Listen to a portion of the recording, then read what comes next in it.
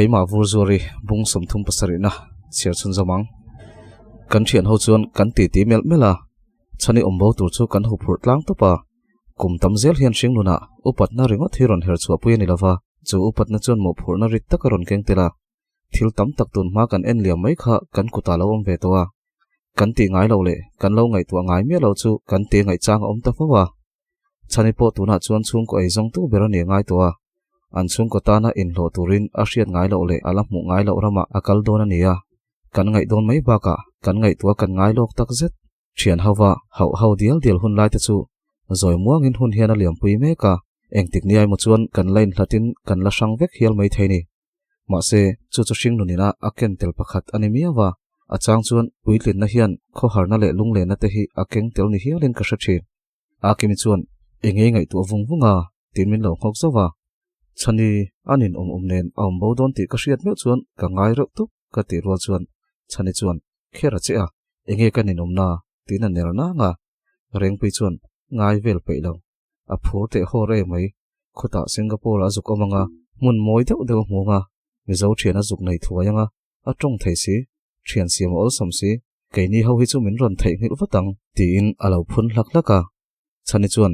oi keima sian nu hi ka khongai e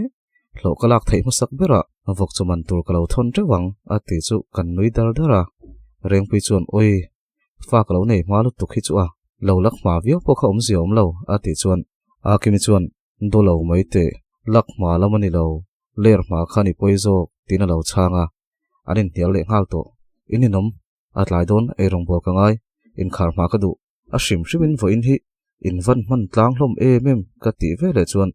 oi tuition akimi chuan a ron ti chuak darli an ron kal don ka chho nga la ngai a ti hluka a man mo ve lutuk a tong kam chuan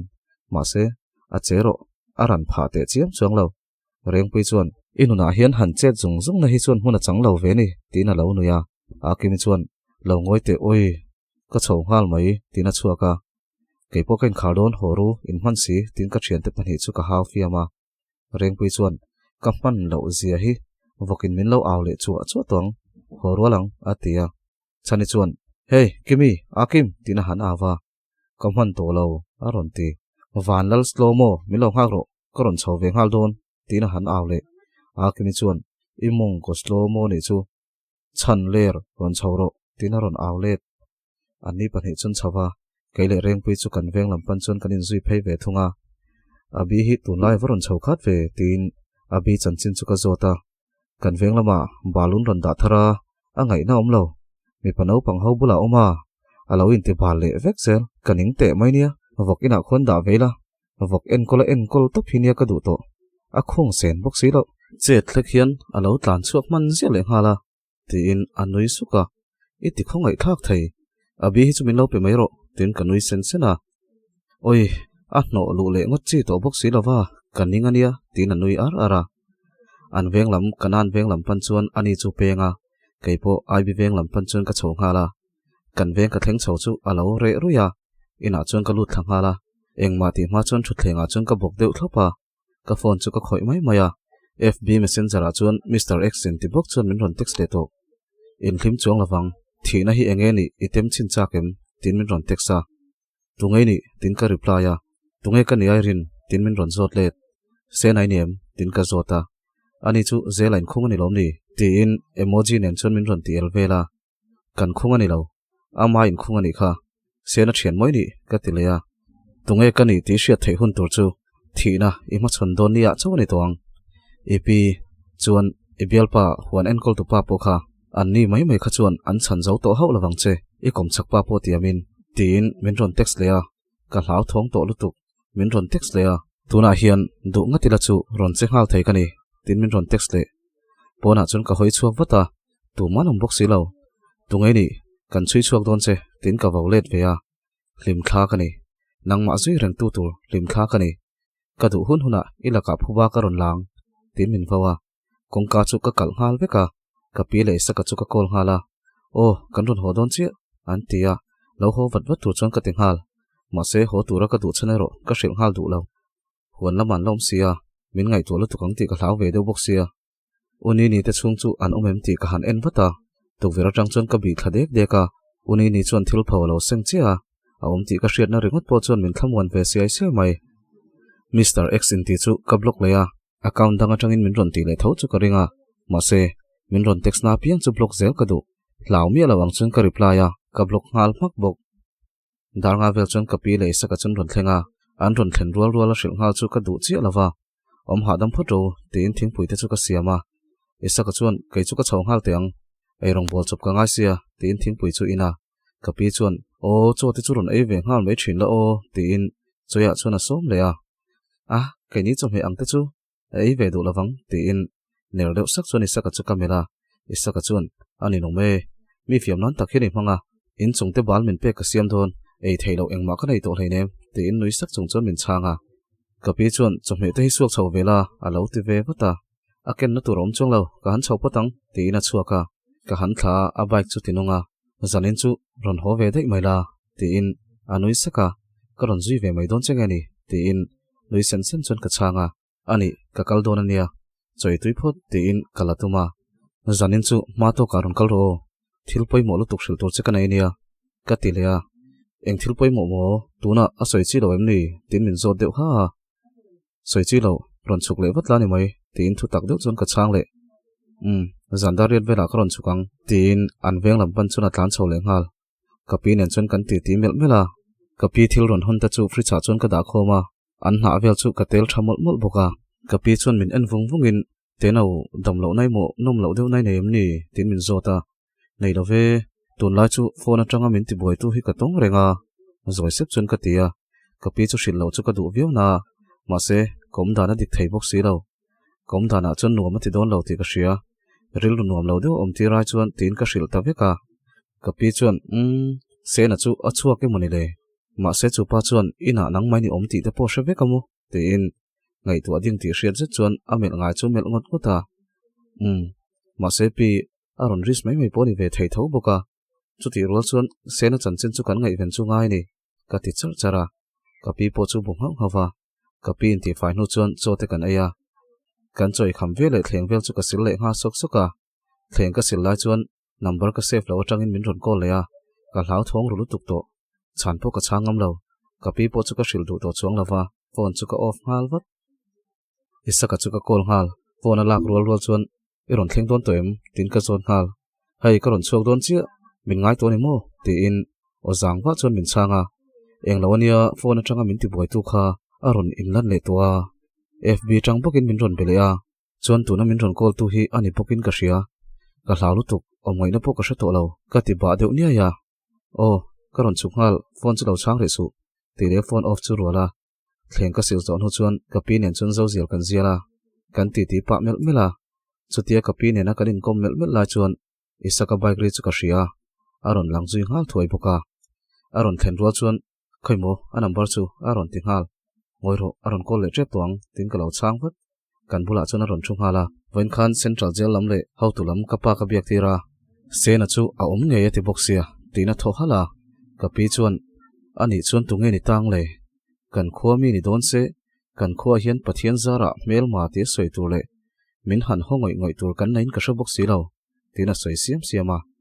ka phone chu ron rilea number ngai bu kani kha aron call le to engtinge kan tiang tini saka chu ka pe fata phone chu ron bana a pick up rual chuan tungai ni a tivin ngal thaka ka pi nen chuan thin phu de te pin kan lo nga changa thok po kan tho thangam lo ni ber mai isa ka chu ron nui chu ka enge ai nui ka ti fata ka pi chuan enge a hon pu a lo ti ve thoi buka isa ka chuan ole kan lo recharge don nia tina changa oi ka zak lu tuk ka pi chuan enge a ti le phone chu ka chu wata isa ka chuan recharge ve thin ro tin min mel zu ka pi chuan ala hra thiam lo enge soite u tin chi ai deuh chuan min la zota ka phone jio ho in recharge turin min lo ti ni kha ka ti chu ka pi chuan chu chumo kan hlo mema ti in anui kara nui su a hlo om ve tho lo mole ti in lai deuh chun ka changa isaka chuan nia a hlo om khop mai kha an soi dan phei chuan I recharge lo chuan an ti thi mai thei ni kha ti in anuya Jio ka hmang vak ngai lova chu wang chuan a long ka recharge lo kan khuwa Jio signal hi amu man lo na rei to mai a thok tu te po hian an rut ngai sak lo niang karen a thingun si karen a thi rolin a cheve rengot zela chung te chu lo sei ve vek ta che tin ka ang zui isaka chuan ka hre ve ngot thlei nem engponi se engtin nge FB lama chuan a ron ti le tin min zot le ngala a nakina kan sei donia ka ti da ya a thil ron soi kha kapi te thleng in a ron soi kai sia kapi chuan a hlo thon ka hlau dewa tunang kuma ril run nuam lo lu tu ka siam kha ka du lo kapi ho chuan ti pa chuan kan thil ti lai chu kan khoi mol mol hloma kapi mut nu chuan ka phone chu ka entira chu mi sual min ron text na chu a chia rual chuan ehe tuimo sena thurwal pui ni nge yang anaw te ho son ni lo mo tin a ding hluaya an ni ngot do nem ni tin ka chang wat an ni lo so in khuwa nangma ho tur chen omem ni tin thin rim ti hriat tak chuan min zota ka hrelo an ni po so kala ka chuan an thakho pasin ma se kan khuwa mi te ai chuan an ni chu ka ring zoka ma se han pu ringot po chu tin ka ngoi wangwanga a engpo ni se cyber crime lama hian ti dan omanga tin ka zota isaka chuan am sami kha chu ka hrila an lo bo zui tur thun soya tunami po hi kan ti leng ma se thil hi akal vut thei bik ma si lawa thei top chun kan film khur chu ngai ni heng lai khuwa mi ni lo ni poin he khuwa mi hi chu thurwal pui nei ni nge yang tin min changa film khur zol tur chun min cha mul mul bok zan dar som pakhat bel thang chu ron lenga zanin chu kan ti po zandang ang lo takin buaina hli rani chupa chu tunge niang sena jela la omreng se chuan tunge kan buaina zong zong hria karon chuak le ta tia min ron vona chang hre thei tur kan khomi a hi chuan ka soi to angin tu manom karing lo chuan kan kong siam ho so ka ena an vai mai son min thian komin min nel veka ma se an zinga palian ber so chuan min bengai vak lawa ama po so a chuak tam vak lo hrim hrima kan kom chaka om te la hi in kom vak ni lo maila konga kanin to chang hi chuan kanin biain kanin nel ve to viau tho bok sia tin an ni hi chuan sena kha an mil te chiam lo hrim hrim boka an ni takhi chu an ni thei ka ring lo ma se chu zan chuan kan mi suala chuan min ron ti buai to lawa are ngal wangwanga a tuk ni leng po chuan min ron pe to lo ka ngai te po thave deuh tuimo uang mai thil te moni chu te ten ka ngai to a ma se wan na chi ni thei chin ka hrebok si lo ka ho kara tanga ka holam chu o sang anen kanin tok nu la tun lai chu len na shana nei tang hian aron lang khat ta khop maya tin keima la ka hian aril ru aladam zan lo boka chuti ro chuan isaka ne na kanin ngai zong ero ama soi mi ka tanga ka hria chuan le dan chuan keima lo ngai zong nei don ro nei chuan isaka ba ka du pui lo alo ti ve nin an soya min thik lu tuk ang poina om ngai lo khazan sena ne na kan buai zan khan khuwa om lo zok mama om phei se chu buaina kha achuak na sa zol viau mai theini usanga chun ka bek chumin khai phei saka tunlai an na chungchang te ka zota ama to ka abuai ve thu te tin ain hlo na ten an lo buma wanga a hlo du anga mu that thei lo thu te chumin shil ve mot mola usanga chuan ti deila emi hi aron chuk to don lo em ni aron ti chuak hlol usangan chutia emi chungchang aron sei chuak ve hlol chu makka ti zok angai sak lo mel ber ni sia ron chuk to mai lowang an son mai thein tia aron kal le don point na kuma tangin aron kal le chawang komin chu chola latlang don ani ome tin ka changa anin peng kan thlenga ka bek chumin pein kanin thla le ta zana chuan zandang ang bokin huan punen chuan kanin kom le mel mela tun kar top maya ho to don sia kanin thalhelin kanin ngai tak zet aron len to hi chuan kanin sideu chu thini mai ma se in ngai le in thalhel viawe ti lo chuan kanom dun to hi chuan hote te a hen kanin hial renga ma se thin rim in hial li chuang lavin kapi hian a room atang hian min ron khak le nge zel akimi chuan min ron kola eng tak ron sei le angmo tin phone chu kala enge ruam man na chu ichiam toem voin lama inin belem aron ti o engmala ron sei lo tin ka changa oi a thule moni le kan inaron kala hian ka zot ngam chiu box si lawa tin kala ka chuna ron vui deuh nung boka a hrim hrimin isaka po engmaila hril lo ni mo tin min zot ngal shil nang ani te chu adu lo chung point ka hruai theilong tin kain ti thei khum kher akimi chuan I chevel ani chu kei chu karil ru ha taksa ha hi chu chol mai dan te oma ril ru ha hi chu ti ngai na wa lo tak aron ti thop sata o anam bari nei renga zot vela ka ti chuan eng tin nge ka zuang I pai ta em ka tiringot ton em ni aron ti chuar o chu ti tol lo de te po chu ni beveng chu an ho hun tur te a chiang to em ti te zo tanga oi I du na chu ni zei lutuk min ring lak lo mai ni kha I kher ta sa kher na deuh ro tin nui pa chun ka changa oi an ringot lo ama so aza om vai reuh khopa han biak pop hi ka ngam lo ve deuh thina lom eng po ni se nak tuk che hun om to nia lo so yang che atia ole kalo sei donia ka ti rol deuh tho chuan huan pu po kha hril ro fel pa chuan ama chaw mi pa ni chu adu lo palang aron ti le sham o kalo sei donia tin ka changa phone chu kan da enge ti pa chu ni saka chuan min ron mel rela no pang hre chi lo ka ti chu alan an lutuk nang an ka no pang lo chiang lutuk ati deuh muka pona chuan kan thu chuaka uram enga ne na kan thu thleng siam chu kan mang tang kai thin khop mai isaka chuan aizol ka chho hun chuan heng lai te ka ngai don in rin ni chuan ka chho nge ngai to sia ka hu phur lok khopani enge ka pa chuan a soyang ti la ka shabok si lo ti in ati ti suam suama nia enge o niang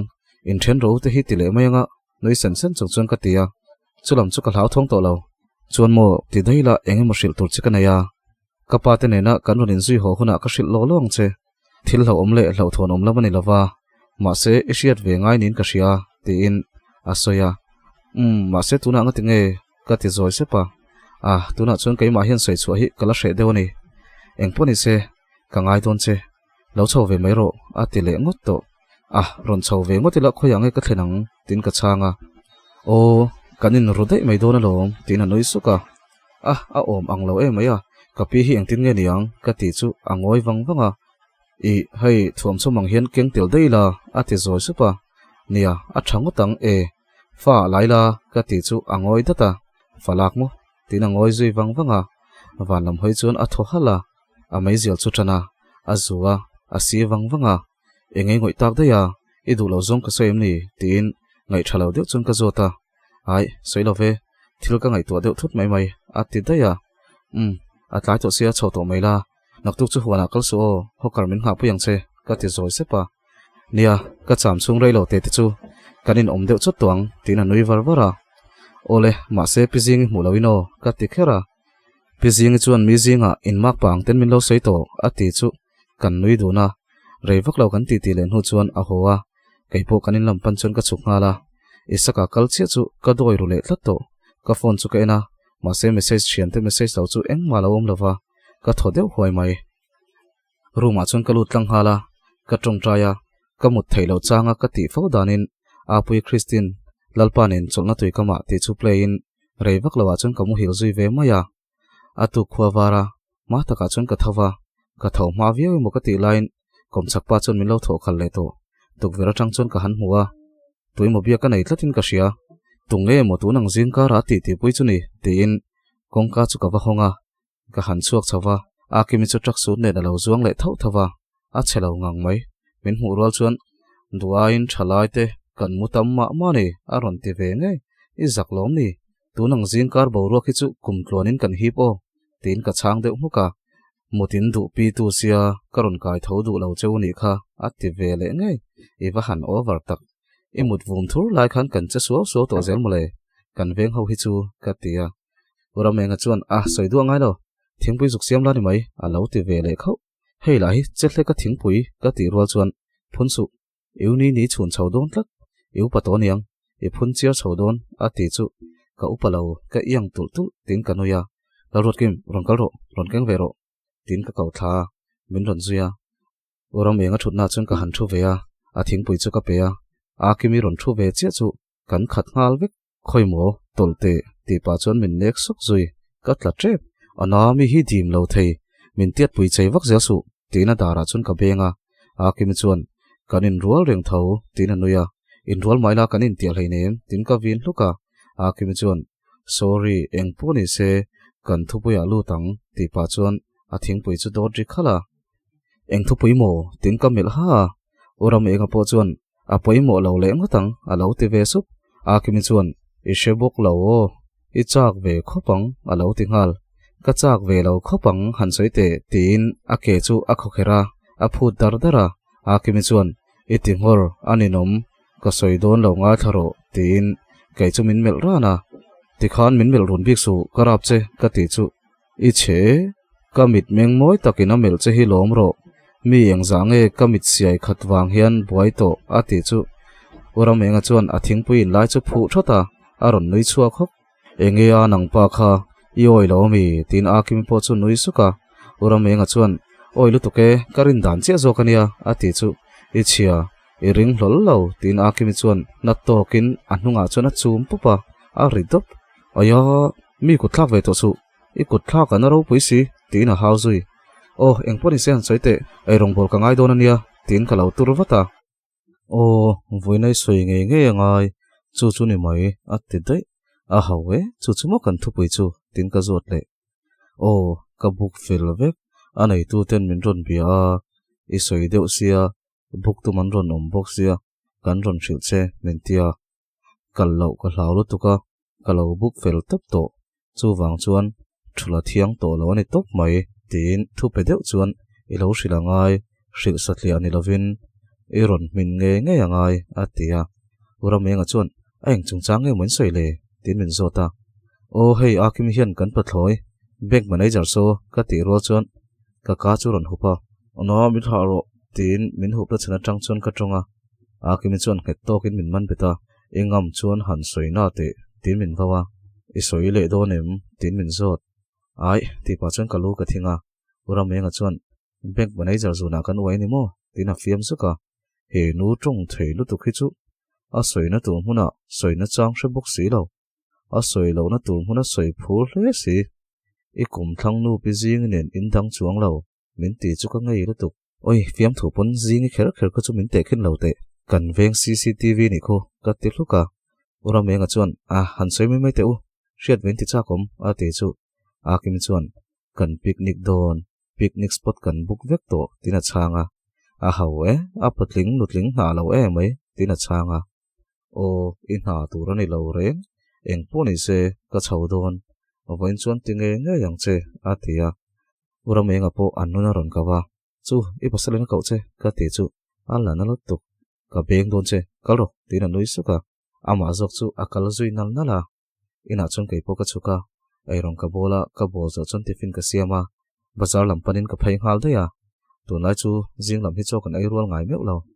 jing da riat le min som level chuan fel felapa office to chu ron chuaka ka ho kara tang chuan ka lo aw lova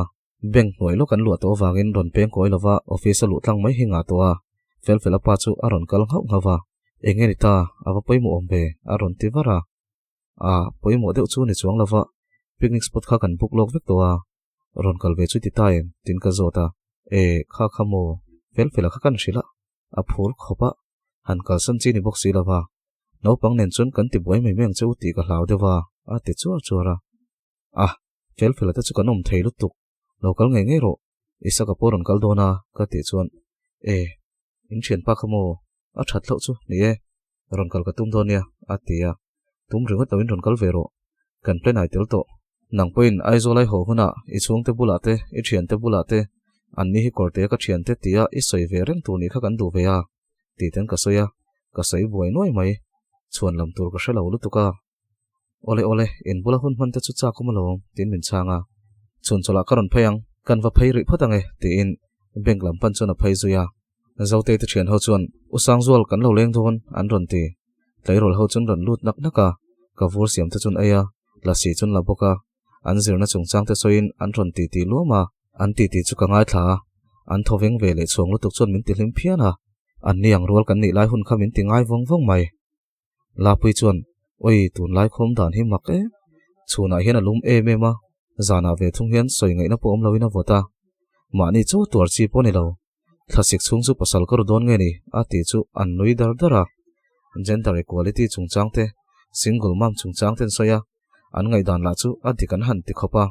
ngoi reng chuan an ti ti chu ka ngai tha a kha tokin tiro usang zual an ron ti le ho zela ni e kalo ti sak zela an thian ho chuan an ngai danin ang lo thei bok sia anin hial le lui luya a to pa chuan kan education system le politics chungchang ten soi kaya an vei zawin an clear zaw phian mai tunan thil thlir dan hi nakina chuan dik vek lo ti po an la ron hre chawanga chuti rual chuan tunang koma an thil vei zong ka ngai to chuan keini hun lai nen chuan in thlau ka tin an ni ho hi pa ngai taka an ron thang lian chawani chuan kan ram hian ma te pola son pha ve mai thei sin ti ngai tu na te chu min nei tir ta hiala dar som pakhat vel chuan an chuak le diaka an thawma thal hum boka an chu an hu chuana re deuh duk mai zore mate chun chola an ron lut koi le zoya naktu chu min lo ring ro fel anen kan ron kal don ania min boi pui kan ngai viu ani point en ria thiama kan tin yang chu atia ole kan boi pui peilom fel ate chu an mi sin veng chut sela ni mai lom ti in nei sen pa chun ka changa fel pa chuan ni e chuan na kum lama kan don chuan pui tu no la fel deuh min lo zon saktea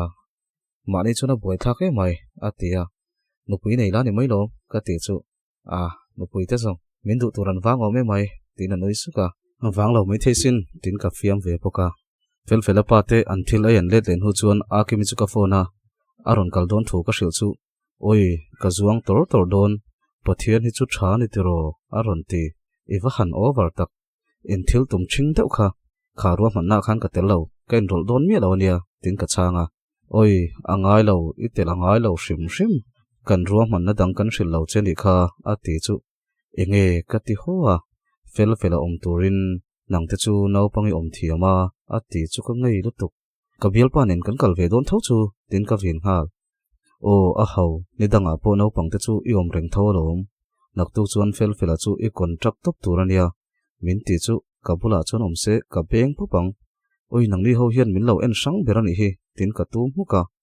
o en san lamani lo chu e fela naupangin an ngai na chea ke te chu min ngai na lo si tuition ka pe ka wangin min la za don zui chanila phun chiar si hrengai lo tan chuan a nel lo bok si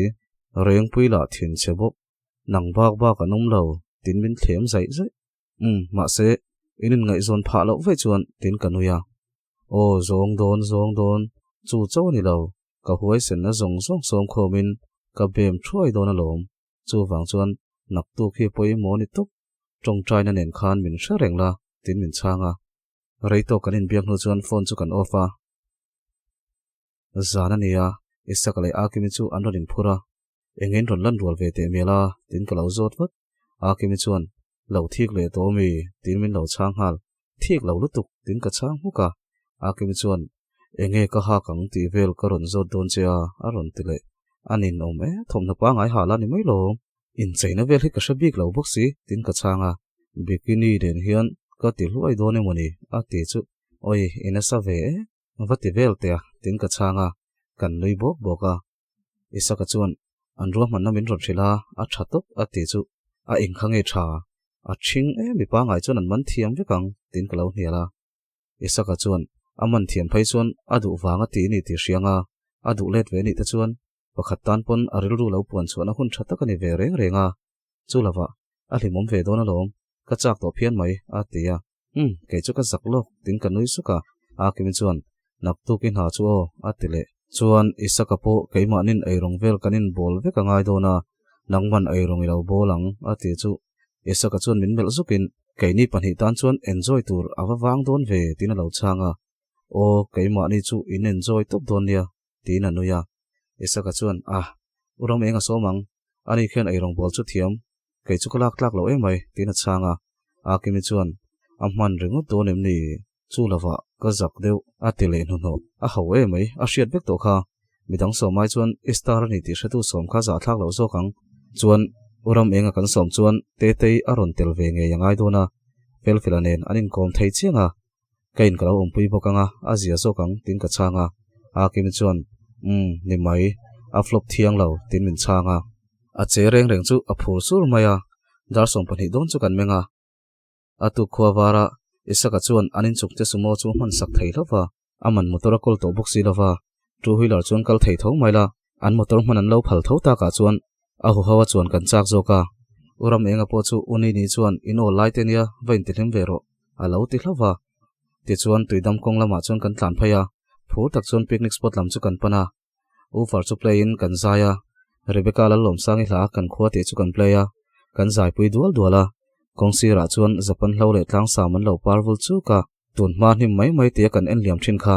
lalpian hunaron hnai me chuan nim satlian ni to hau lo an ni nge hi lalpian hun pangpar an ni hi ti tur khopin kongkam moin an parwar chu kani bermai van thiang kuk tele ra le lam tlang hring dup mai moi takalo lang te chu a hmu nom em maya kan malam chu hoi thlai la darlak le na zol khwa lo lang viaya an khwa hwal vel tu te rei lui zong zong nen chuan moi takan ni fel nen chuan tukvera kan daka kan zaina sangang mai amun kan thlenga kan chengal sang sanga kai chuan kan ha chu ka tan ngala ni pera te le fel chu ka chang chota isaka chuan minom pui boka ni saboka tui chen po nuam tok viau don thomai gitar chu kan la ura menga chu zaya kan zai pui duala Christmas la te sain kan hlim tlang le a kimi chu zorema pula chon tolphai turin kan ti thina a zak le tlat boxi ka ngei lutuk engkim chu amaru manna ve kania tiang chon engma kan ni don chuang lo tin ka phun sepa chutia kan zai dual lai chon ura menga chon gitar chu da maka khoinge kan chenge tin ar chu khai thlanula puwa chop turania puwa san lo tiral vek towa tikhan tui deun zuk sia mangche tin ka fiam zui khera ei tu chu tui lo deun ka sia mang ti pa chuan a chuk nul nula isa ka chuan khi kan chaka khen tuin tur lak na omani khi I chenpa han lak pui lok mai tia ti in zore ma chu wasila chani chuan akim han kal pui mai ro kaini chu tui kan cheng don tin an lu sana zore ma chuan choila ni mai lom atia anin zui chho akim chu ron hoin aron nui suka kan vai chun kan lo ena ininom in ler aron ti supa akut chu avei nut nula alai tak zet an ron chuk thale chu a oi dewa wang chun akim chu kai nge ya a romantic chho tok he nuro man na thing zet hi a hlo tling don ani anga tin ka ngai tua kalom pui reuh topa tui chu no pangin tur chuan kan da auro pathian nge chak setana ti vel min zot le to pathian a chak ti vel chu kaini picnic ve dan chu ni deuh mai reng pui te isakate ho chu tu ya chun an chenga keipo chu no pang ho chu no pang chen na lama chun ka chen pui ve a kan nui ve kar reng mai nuam an ti dun tak zet thla te chu kan la chuai boka akimi po no pang chen na chun a ron thu ve hluaya reng pui te nen chuan anin signal zewa akimi chu puitlin chen na lama chun a valut phei don ta tui hlewa thiam chiang mang si lo icha sulang yo ka ti sur sura lo ngoi ro ati mu isakate nen chuan anin ena isakate ho chun chuaka akimi chu atlanga chun a lain vuan chani chuan zorem chengve don lo mi tina pia no pang chen na hi ka ngam to kani ma se akim I chengamelo atia akimi chuan ka zir ve don tina chang maya akimi poina ngam chuan ka ngam ve em mang nakin dewa ka lo chengang tin pona chuan ala thuwa gitar chu per vel mai maya reng pui chuan akuta beng thaka akimi chu tuya chuan a ribura chuti lai tak chuan uram enga chu aron chuak chho chi chani chu ring to ka awin zorem akimi tuya tla atia mo tile a gitar da chu rol hala atlan phei lai tak chuan uram enga chu asira tangina ron dai hlut zana akimi chu ron pom chuaka a oma chuan anema akimi chu ron har aron nirna sa aron khu borbura kaning oi katale don adik ve to sin enge mola min chan chua atinung nung uram enga chuan a hra thiam lo lutuk enge tina meng phok sha oi kathi ni to min chan chuak hi katan chuan thina kaning ho angu tla thon ringot atinung nunga kan nuya za box se kanin su mangai boxi lelam hoi chuan kan nui tet teta uram enga le fel pa chu anin ena an hria thiam lo me lutuk akimi chu akal phei nun nula uram enga chu mel zukin kain bual don kabang tina phei nun nul fel pa chuan ain so na dewi moni le kan va phei chinange tina va phaya an vare zui wanga eng tin tak omang mo tin kan thlir deuh dewa uram enga thilom zia kan hril chu ani mo min va hodon tak engma min hril ve si lawa ka hlau thawng mana lom tin alu chu tuai nu nuwa akimi le fel pa in zui chu an ron let le hun hak chuan kan thlir thapa ole khati zung khani chela nga thatu zong te chunga kaloma min lo like ka hype min lo pek saka min lo comment sak le thau turin ka som cheu ni angai nom lo tel terem ko shelawa alo ngai nom lo deu ni point min lo hrithiam do ni thon thu thar tur ngai tu lok ve deuh te nga ya mani zia chop chara aboi thak ve deuh lai ber chu thon thu pakhat a to pa hun chho to wa chuanin a thar da tur kan la nei box si lawa khami zia le tur ngai tu ngai deuh si helai kal lai la top si lo kha aboi thak a ka soi thiam lo ril ru ti ha ve thina ni chu ka zia lo chuan nang ni ho hian min zia sakin tung box si lawa ka zia sa hi ti hian in mut na tang hian a toy in tia in lo soi sela a kwal te in lo tia taka khatiang soi sel tu tal po khan in lo ngai thak khan a thani en poni se gus nice vek o ka va han fel take fel hi ka in ti em in tan hian